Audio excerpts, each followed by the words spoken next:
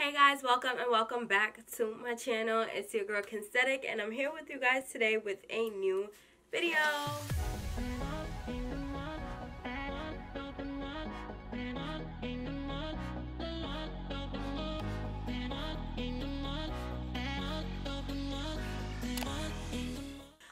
So first things first, I'm getting kind of sick, so I may sound a little congested or whatever, but welcome back to my channel. This is my first sit down video of 2020. I'm super excited.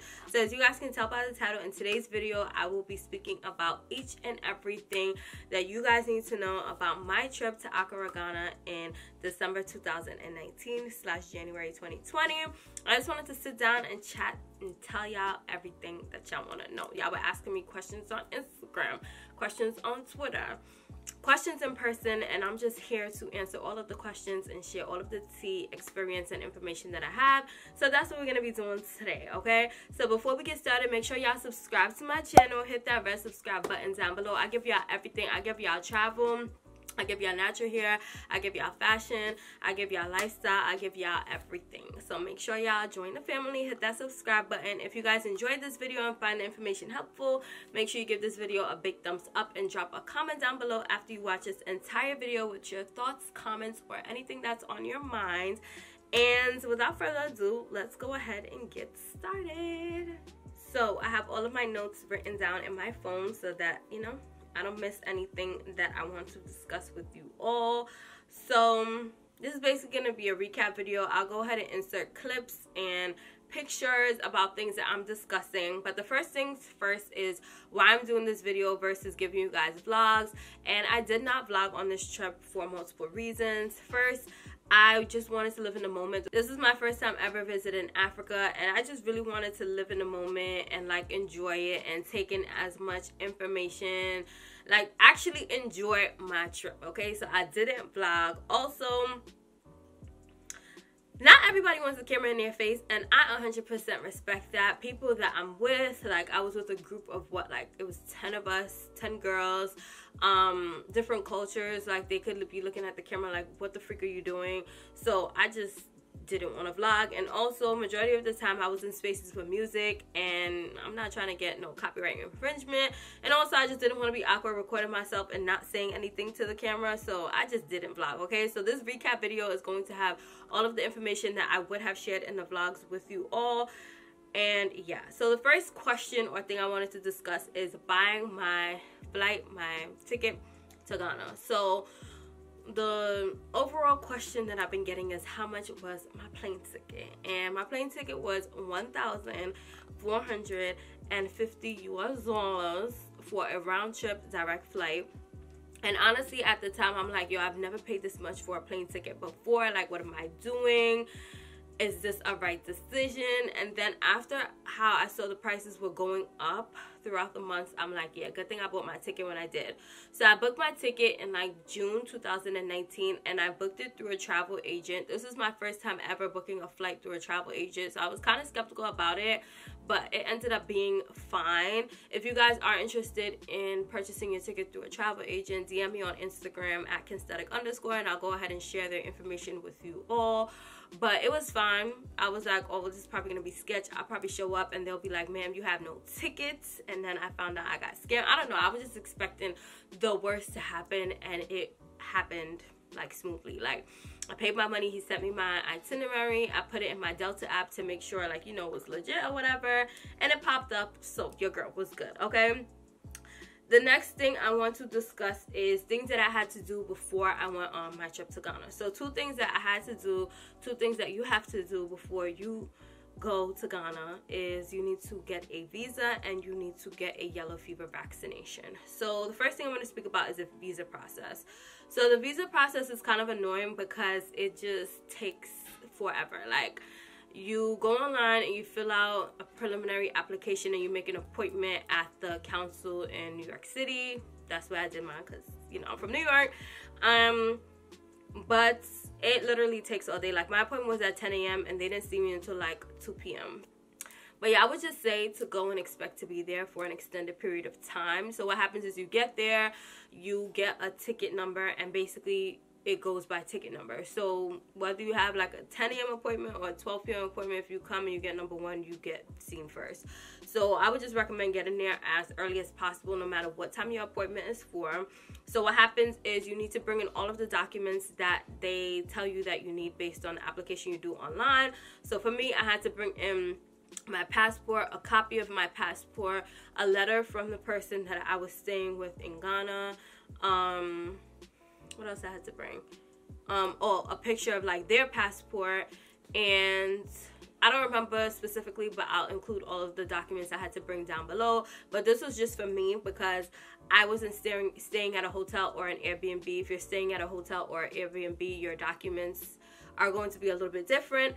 But basically what happens is you go, you drop it off, and then they keep your passport until your pickup date. So if you are trying to travel internationally between the date you drop off your visa application and the date you pick it up, like, you will not have a passport. So just keep that in mind. I mean, if you have 2 passports, shout out to you. I'm trying to be on that wave in 2020.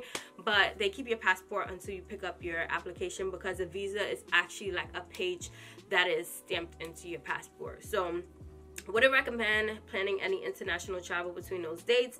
I had my appointment on November 18th, and my pickup date for my visa was December 2nd, just to give you guys a guideline of how long it takes. I didn't do express, I just did the regular pickup service. And my application was $70, and I did the 3-month visa application because I knew I was going in December. And I'm trying to go back next year, but we'll see how things go.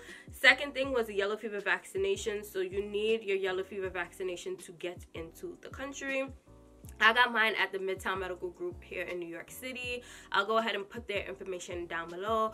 But I knew I needed it, but you know how you just wait for last minute for some things. This is one of those things.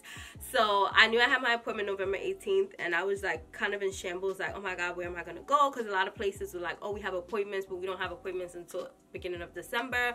So I found Midtown Medical Group online, and they were like, oh, we can do appointments, or you can walk in and we can see you, you know, whenever we have availability. Literally, I got there and I was in and out in 15 minutes. Like, I got there, I paid, I saw the doctor, got my vaccination, got my paperwork, and I left within 15 minutes. And I got there at like 5 p.m., like after work hours, because I had a training that day. So, you know, all worked out well. The yellow fever vaccination was a little pricey. I think it was $265 since I paid in cash, but if you pay on card, it's going to be more expensive. So I would just recommend bringing cash so that you can save a little coin. Also, if you get it, they give you a paper that you can give to your health insurance, and your health insurance will either reimburse you or they can add it to your deductible. So make sure that you guys inquire about that, whether you guys go to Midtown Medical Group or whatever travel clinic or health center you go to get your vaccination. So the next thing I want to speak about is housing. Where did I stay while I was in Ghana? How did I find it? So we stayed at this apartment that was rented by like a company that just rents out apartments and spaces, and it was so I went with 2 of my friends who were Ghanaian, and they have an aunt that lives in Ghana, which helped us out so much. Shout out to Sadia. But she went and found the place for us. She sent us videos, pictures, and whatever. The pricing was reasonable. We did the pricing based on how many nights everybody was gonna stay, and for my stay, I think it was like $120 for the amount of days I was there. And if you follow me on Instagram, you know I was there for a minute, so I feel like that was really, really reasonable. So yeah, the place we stayed at was cool. It was like a modern place, like, you know, furniture was up to date and all of that. We had AC, air conditioning. However, we were promised Wi-Fi.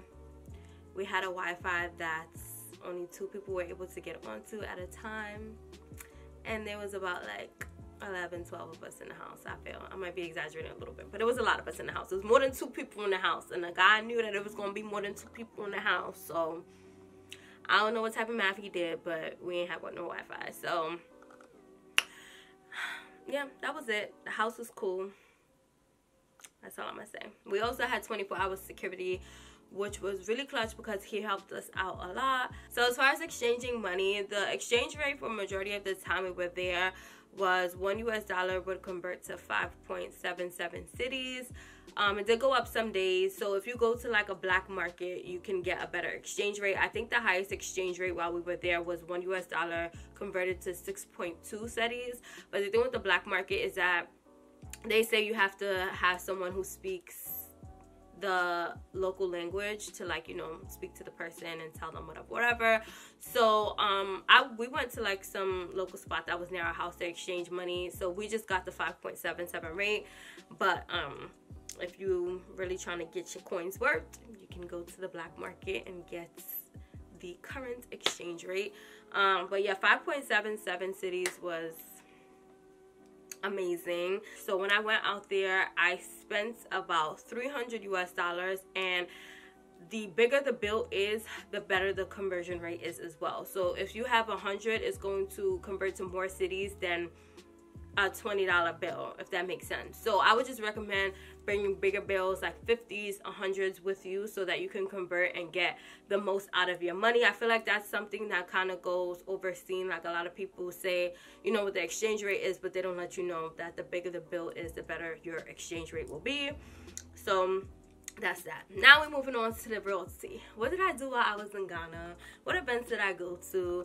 And how did I feel about these events? So I'm going to give you guys a quick rundown about each of the events that we went to. And I'll go ahead and insert clips of, you know, snaps or anything that I had. So the first day we got there, December 27th, we went to our tailor. So one of my friends found a local seamstress who was able to construct some bomb outfits for us. We're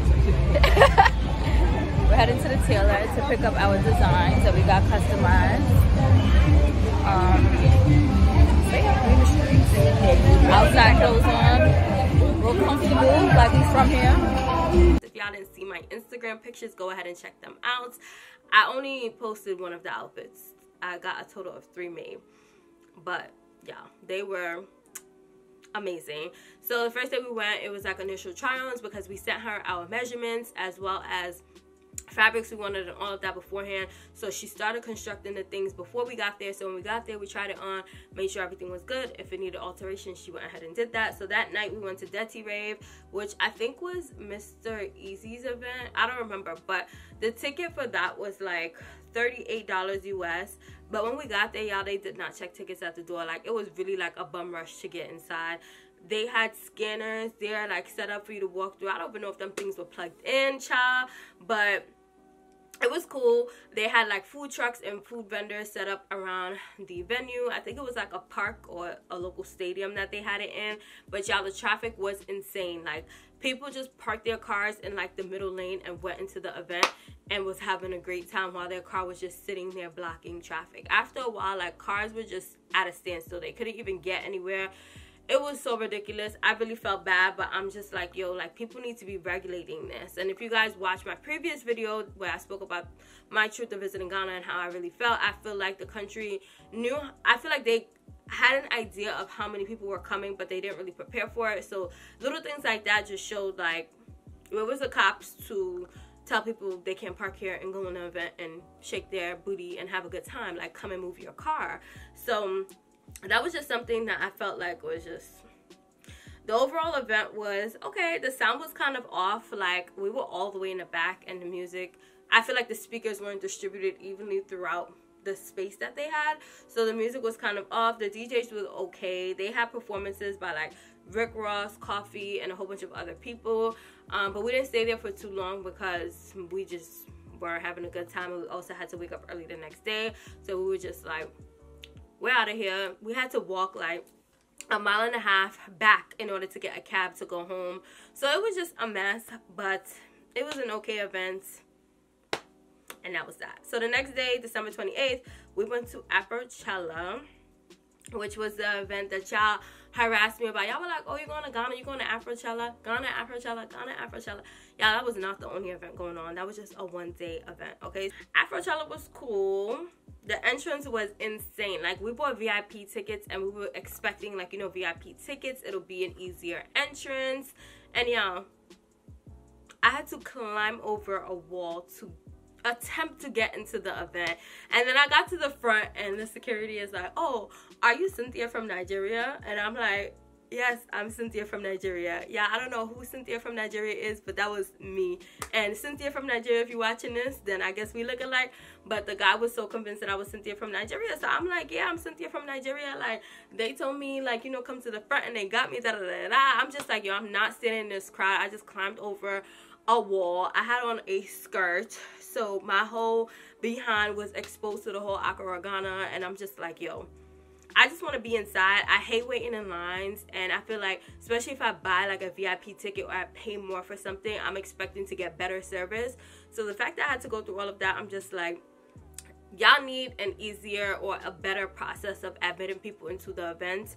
So that is something that they can definitely improve on for next year. The performers, it was cool. The lineup was cool. This was the 3rd year for Afrochella, I believe. So one thing I did notice is that they ended up running out of bottles, and by the time we got there, and you know, I ended up being Cynthia, we took pictures and everything. We were just like, okay, let's just get a bottle so that, you know, we can disperse it amongst ourselves and, you know, get a little spruced up.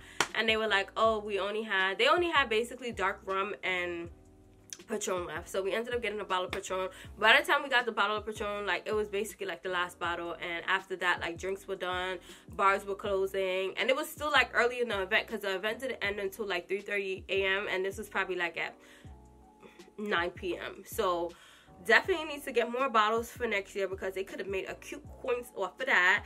And the event ended at 3:30 a.m. We stayed until the end. It was a great time. We ended up going like backstage, so it was really cool. It was fun. So next day, December 29th, we went out to eat at Coco Lounge.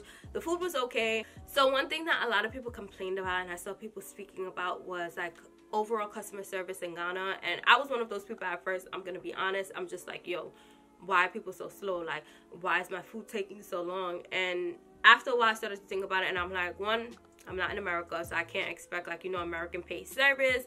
And two, I don't know. I'm just like, I'm over it. I'm not complaining about this anymore. After that, we went to Afronation. Yeah, the entrance for Afronation was insane. Like, security was fighting. People were fighting. Security had like sticks with spikes on the end, like threatening people. It was so insane. Once again, if I was in America, I would have went home, because I'm not risking my life to get into anyone's events. But once we got in, it was a great time. We got lit.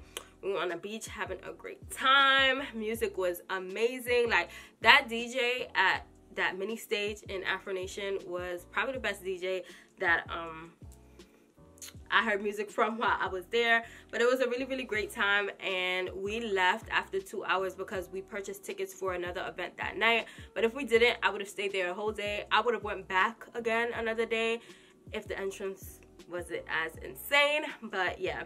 So after that, we went to Soho and Luna Rooftop Bar. We paid $20 for our tickets, and excuse me, the party was actually okay.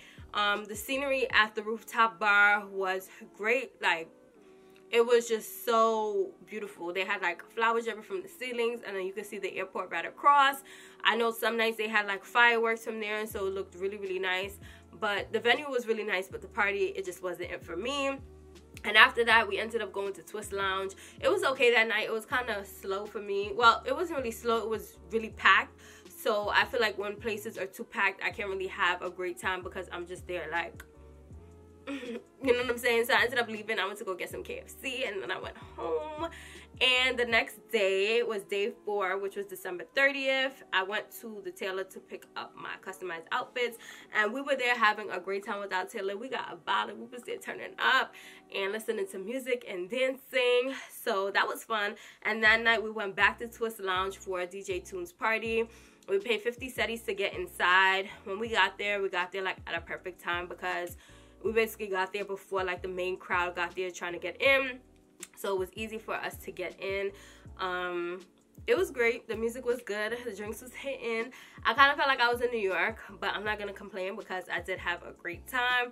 And then after that, we went home. The next day was day 5, December 31st, New Year's Eve. And that day, we kind of like chilled the whole day. And then at night, we went to PVO. So we agreed. We were like, oh, we want to be in the spot, like settled by 12 o'clock, and at 12 o'clock I was doing Aisha's makeup for us to go out, but we ended up leaving the house like at 12:31.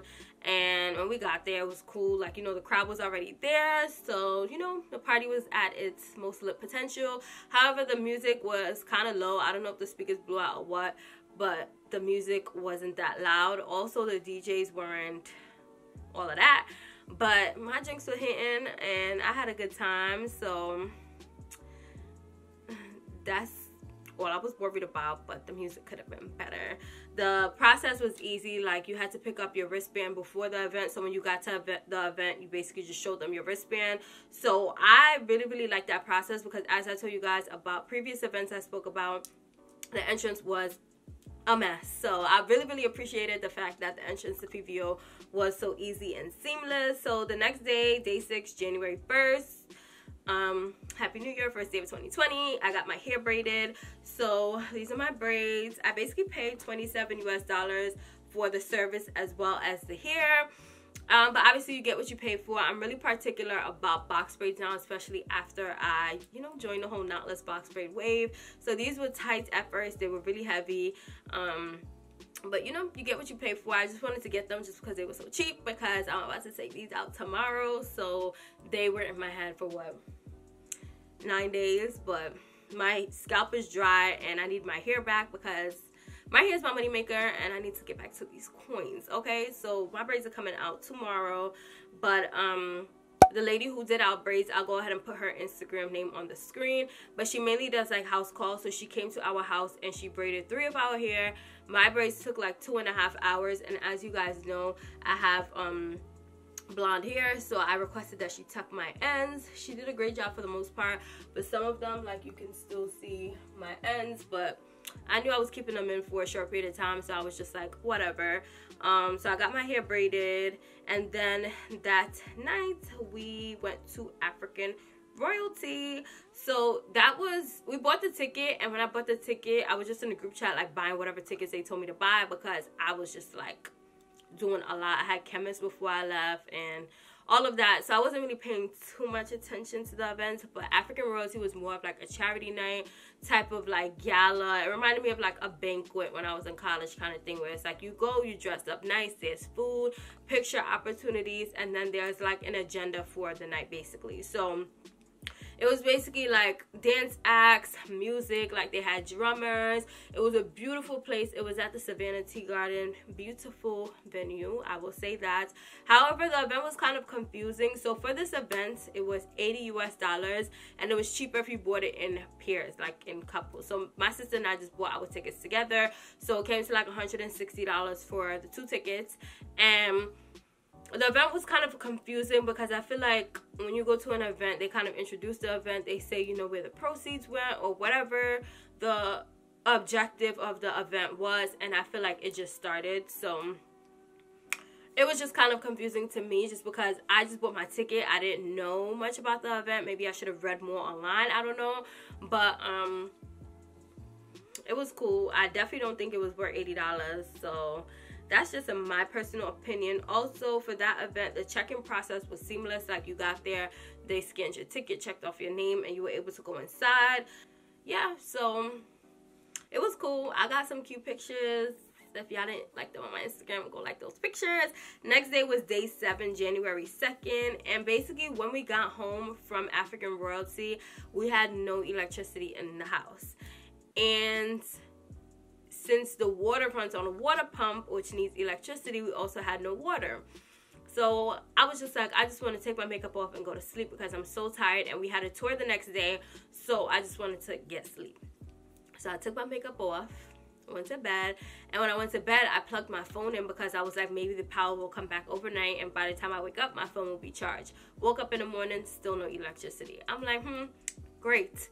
So the security man we had, he went and got us fresh water from a water pump, so we were able to take a shower with that, and he got us like the bag waters to brush our teeth with, so we were fine. It was fine for me. I feel like I'm from the Caribbean, so when we lose power, that's what we have to do too.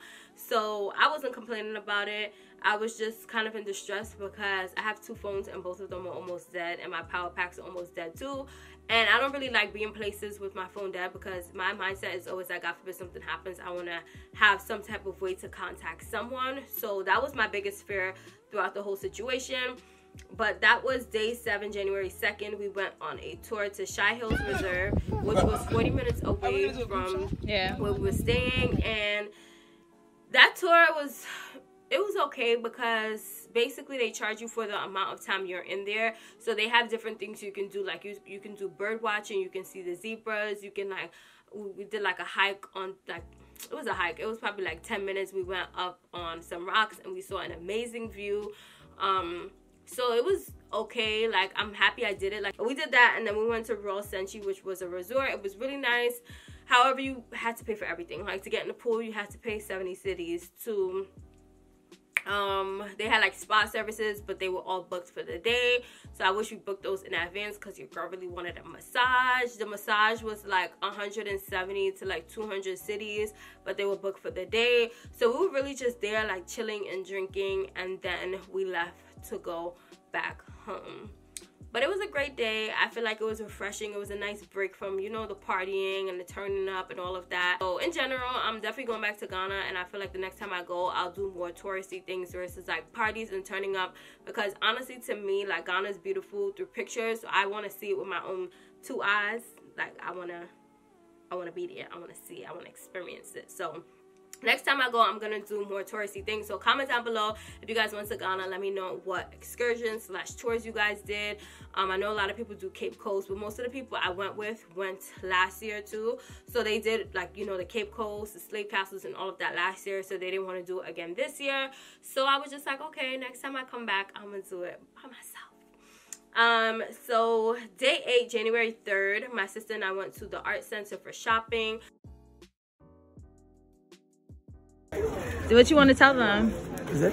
What you want to tell them? I want a serious girl from They can't hear you. You have to speak up. You whispering. I want a serious girl from yours. From where? I want a serious girl from yours. From the U.S.? Yeah. Okay. Any quality she has to have? Yes, any quality. Any quality? Yes. So do you just want your citizenship? I'm confused. In a marriage form. Marriage? Yeah. Okay. And what, are you Muslim, Christian? I'm a Christian. Okay. All right. And how can they contact you? I'll give you my contact. So I can give it to them? Yeah. Okay. In the art center, I bought some fabrics that I found that were cute. I got waist beads. I got some souvenirs for my niece, my mom, and other people. But when you go to the art center, they give you a price, and you might think in your head like, oh my god, this is so cheap, just because of the exchange rate. But honestly, you have to bargain. Like if they tell you 10 cities, you say no, 5 cities, or like 2 for $7, or just try to bargain so you can get the most for your money. A lot of times they do try to like rob, you know, tourists. Just like I feel like most other places, they'll put the price up just because they can see, they can hear that you're like American or you're just not from Ghana, so they try to charge you more. So I would just recommend bargaining as much as possible. And then day 9, our final day, January 4th, we went to Mccullough Market. Mccullough Market is honestly overwhelming. Like it's streets on streets of vendors. They're selling all types of things, from limes to onions, from fish to fabric to shoes to headbands to earrings to bundles. Like when I tell y'all they sell everything in Mccullough Market, they sell everything, okay? But we went and we probably stayed there for like an hour or 2. Some things I would say is make sure you wear comfortable shoes and plan to spend a good amount of time there, because there are a lot of vendors. There is a lot of like things to buy and see. So I would recommend, you know, just being comfortable and giving yourself enough time to get what you need. When we went to Mccullough Market, the fabrics were cheaper than the art center, so I would recommend buying fabrics from Mccullough Market versus the art center. Obviously, if you see something in the art center, you like, go ahead and buy it, try to bargain them down, which is what I did. But when I went to Mccullough, the fabric was literally like 5 cities, 10 cities a yard, which converts to what, like about $1 or $2 a yard. So it was cheaper, but another thing, you get what you pay for. So that's another thing too. So I did get some fabrics from Mccullough Market as well. And what else did I want to say about Mccullough Market? Make sure you guard your belongings while you're there. In general, and during the trip, I was just guarding my belongings, because a lot of people were like pickpocketing and getting pickpocketed. So when I was in Mccullough Market, I wore my bag like in front of me. I had like my little backpack. So I would just say make sure you guard your belongings the whole time. And yeah, that's about it. And then my flight was like at 11:30 p.m. So I went home, finished packing, and got on my plane to come home. But the fabrics that I bought, I left them with my seamstress because I'm gonna send her some designs that I want her to do, and then I'm gonna have her send them to me here. So I'm excited. Also, the fabrics were very heavy and they couldn't fit in my overweight carry-on suitcase anyway, so that was another thing. Overall, my trip to Ghana was great. I had a great time. As I mentioned in my previous video, a lot of people were having these events shape their experience, and you never want to do that because that's not the whole trip. Like, it just wasn't the whole trip for me. I had a great time. I definitely want to try to go back next year. But honestly, what I have learned from this experience, like doing chemist and then going away and just, you know, working with brands, I realized that December is a very busy month for me. And not to say I was stressed out, but it kind of started to become a lot for me. So I need to either plan better or have less on my plate towards the end of the year. But my goal is for New Year's, like, I never want to be in New York because New Year's is expensive in New York. There's not much to do. People go to the same places and do the same things, and I'm not that type of girl. So every New Year's, I plan to travel. So that's my plan. We'll see where I end up New Year's 2021.